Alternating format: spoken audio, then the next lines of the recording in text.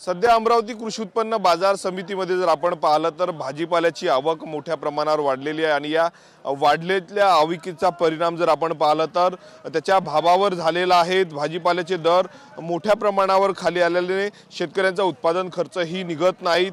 वांगे असेल, कोबी असेल, त्यानंतर टमाटर असेल, सोबतही इतर भाजीपाला असेल तो 10 रुपये किलोच्या आत आलेला आहे ठोक बाजारपेठेमध्ये। त्यामुळे उत्पादन खर्चही शेतकऱ्यांचा निघत नाही। मेथीचे दर देखील 10 रुपये किलो आहे। पालक 8 ते 10 रुपये किलो पर्यंत विकली जाते, त्यामुळे उत्पादन खर्च शेतकऱ्याचा निघत नाही। आपल्या सोबत शेतकरी आहेत।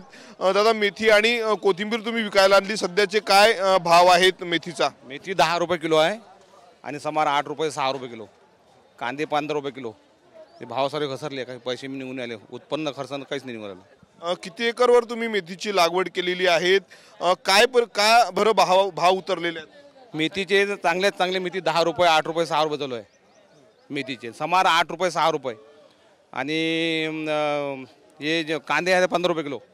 उत्पादन खर्च निघतो का? नाही निघत, उत्पन्न खर्च निघत नाही। काय कारण आहेत? भाव कमी झालेले आहेत मोठ्या माल भरपूर आलेला आहे, भरपूर माल आला, त्यामुळे माल भाव नाही ते मालाला। साधारणतः 1 किलो मेथीचा उत्पादनाला खर्च किती रुपये लागतो? 20 रुपये किलो लागतो एका किलो मागं, 15 ते 20 जवळपास। तर भाव तसा 20 रुपयाचे 15 रुपये किलो, 15-20 रुपये किलो जर खपली तर भाव निघू शकते। 10 रुपयाचा मग खर्चच आहे। आपण बघू शकतो जवळपास 15 ते 20 रुपये किलो मागे खर्च आहे मेथी उत्पादनाचा। परंतु बाजारपेठेमध्ये जर आपण पाहिलं तर मेथीला किलो मागे 10 रुपये भाव मिळतो, त्यामुळे खर्च देखील मोठा शेतकऱ्यांचा दुसरीकडे वाढलेला आहे। पेरणी असेल, मेथीची पेरणी असेल, त्यानंतर काढण्याचा खर्च, घरून शेतातून बाजारपेठेमध्ये आणायचा खर्च देखील अनेक शेतकऱ्यांचा निघत नसल्याचं पाहायला मिळत आहे। कॅमेरामन विशाल रायपुरेसह मी स्वप्नील उमाप, TV9 मराठी, अमरावती।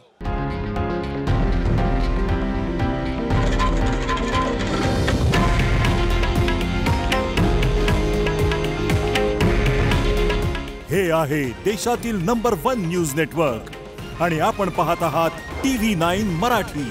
काळजी तुमची, हित महाराष्ट्राचं।